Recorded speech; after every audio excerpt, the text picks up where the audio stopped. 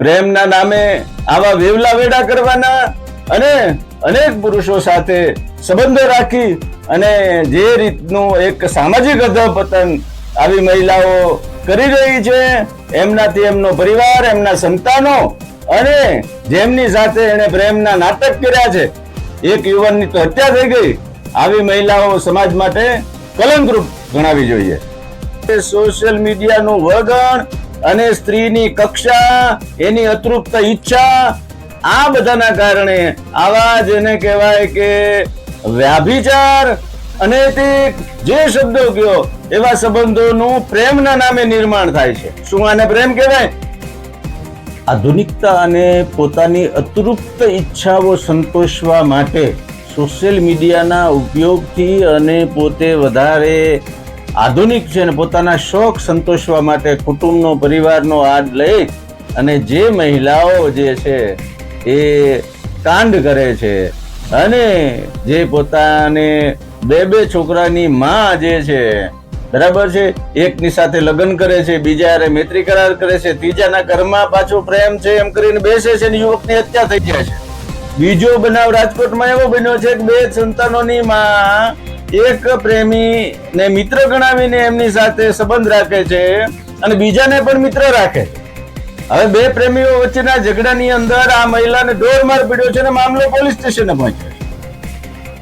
હવે આ પ્રેમ છે, વાસના છે કે પ્રેમના નામે વેવલા વેડા છે? સમાજનું આવું અધપતન થવાનું કારણ શું છે? શું આ પ્રકારની માનસ ધરાવતી મહિલાઓ પોતાની ભૂખ સંતોષે છે? આવો જાણીએ આ અહેવાલમાં.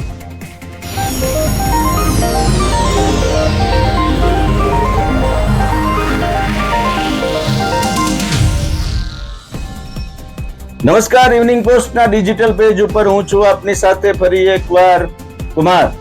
મિત્રો, સમાજને લાલ બત્તી રૂપ 2 કિસ્સાઓ જે છે એ સામે આવ્યા છે. એમાં એક કિસ્સાની અંદર રાજકોટની એક 2 સંતાનોની માતા પોતાનો પતિ જે છે એની સાથે નથી અને બીજાની સાથે મિત્રતા રાખે છે, ત્રીજાની સાથે વળી પ્રેમ રાખે છે.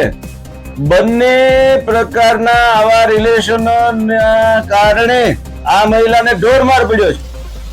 પોતાના પ્રેમી કમ મિત્રને સોશિયલ મીડિયા થકી આવા સંપર્કો કરી અને જે રીતે પોતાની અતૃપ્ત ઈચ્છાઓ સંતોષે છે, પોતાના પરિવારને છેતરે છે, પોતાના કુટુંબ પરિવારની આબરૂને દાવમાં ઉપર લે છે.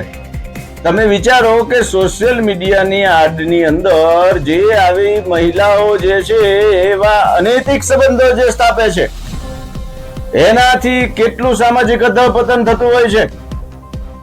આ પહેલા મિત્રએ આવા અનેક આ મહિલાના મિત્રોના કારણે પ્રેમના નામે જે રીતે છેતરપિંડી કરનારા મહિલાની ધોલાઈ કરી નાખી છે. મામલો પોલીસ સ્ટેશને પહોંચ્યો છે, પણ સમાજમાં આ આંખ ઉગાડનારો કિસ્સો છે કે સોશિયલ મીડિયાનું વળગણ અને સ્ત્રીની કક્ષા, એની અતૃપ્ત ઈચ્છા, આ બધાના કારણે આવા જેને કહેવાય કે વ્યાભિચાર, અનૈતિક જે શબ્દો કયો એવા સંબંધોનું પ્રેમના નામે નિર્માણ થાય છે. શું આને પ્રેમ કહેવાય?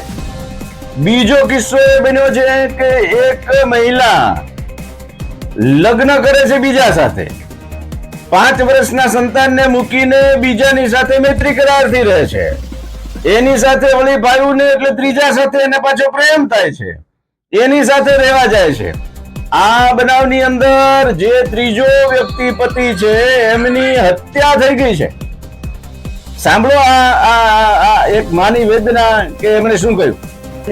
ઘરવાળી છે ને એ પેલા અનેરા સાસરે હતી, તો ત્યાં એનું કાગળ થઈ ગયું. ત્યાં 5 વર્ષનો છોકરો મૂક્યો, પછી ત્યાંથી કાગળ થઈ ગયું ને તો એ પછી વાડાહાડા ગામ છે ને ત્યાં આયરના ઘરમાં બેહી ગઈ હતી, મૈત્રી કરાર કરીને રહેતી હતી ત્યાં.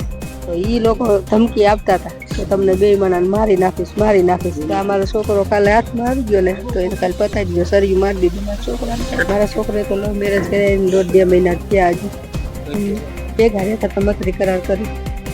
જો મિત્રો, આ માં સ્પષ્ટ કહી રહી છે કે જે એના દીકરાની વહુ હતી, એટલે કે આ ત્રીજા ઘરે જે બાઈ આવી હતી એ પેલા ઘરે 5 વર્ષનો છોકરો મૂકીને આવી હતી. બીજાના ઘરે મૈત્રી કરારતી રહેતી હતી, વળી પાછું આ જેનું ખૂન થઈ ગયું, જેની હત્યા થઈ ગઈ, એની સાથે પ્રેમના નામે રહેતી હતી. હવે તમે વિચારો કે આ કેટલા પ્રકારનું સામાજિક અધપતન છે. ખરેખર જે છે આ પોતાની અતૃપ્ત ઈચ્છાઓ સંતોષવા માટે બીજાનો ઉપયોગ કરે છે. ત્રીજા બનાવમાં એક મહિલા ઉંમર લાયક વૃદ્ધોને જ ફસાવતી હતી અને એને પ્રેમના નામે નાટક કરી અને અમદાવાદમાં લાખોમાં આ વૃદ્ધોને શીશામાં ઉતારવાનો પણ બનાવ આવ્યો છે. આવી જેને કહેવાય કે પોતાની અતૃપ્ત ઈચ્છાઓ સંતોષતી, બેકાબુ અને પરિવારની આબરૂને ધૂળધાણી કરી અને પરિવારની આડમાં આવા ગોરખ ધંધા કરતી મહિલાઓ સામે ખરેખર તો આ સોશિયલ મીડિયાની આડ પેદાશ છે. ખરેખર સમાજે હવે જાગૃત બનવાની જરૂર છે. ઇવનિંગ પોસ્ટ ચેનલને આજે જ લાઈક કરો, શેર કરો, સબસ્ક્રાઇબ કરો. આભાર.